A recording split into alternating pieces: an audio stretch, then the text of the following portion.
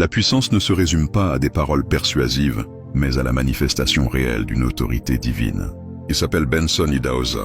Un jour, lors d'une grande réunion de prière en janvier 1998, un homme venu pour semer la discorde se mit à parler fort et à proférer des insultes contre le serviteur de Dieu.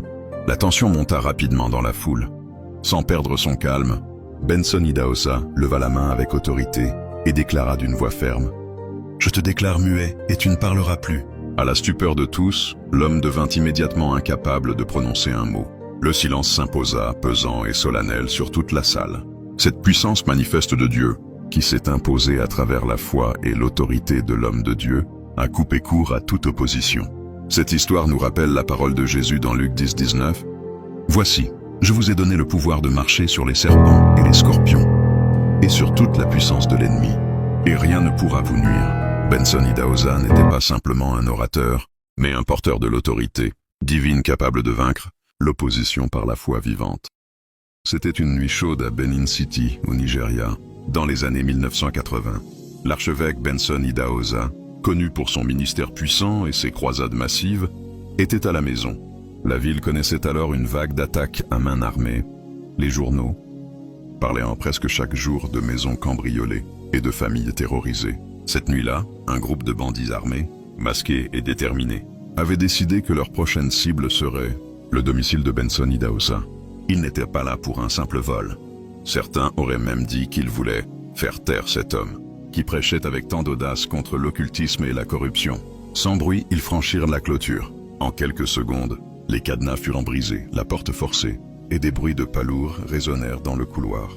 Idahosa, qui priait dans son bureau, entendit l'agitation. Son réflexe? Pas la panique mais la prière. « Seigneur, tu es ma forteresse. Cache-moi sous tes ailes, comme ta parole le dit dans le psaume 91. » Les hommes fouillèrent pièce après pièce, ouvrant les armoires, déplaçant les rideaux. 2 d'entre eux entrèrent dans la pièce où Idahosa était. Et pourtant, c'est comme s'ils ne le voyaient pas. Ils passèrent tout près de lui, mais leurs yeux semblaient incapables de se poser sur sa silhouette.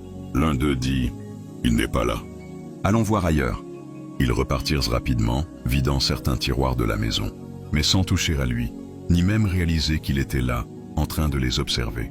Après leur départ, quand tout redevint silencieux, Idahosa tomba à genoux, remerciant Dieu pour cette délivrance miraculeuse.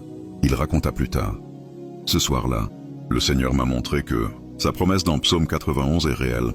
Tu ne craindras ni la terreur de la nuit, car il ordonnera à ses anges de te garder dans toutes tes voies. » Pour lui, cette expérience n'était pas seulement une protection personnelle, c'était un signe que celui qui sert Dieu fidèlement ne tombera pas avant que sa mission ne soit accomplie.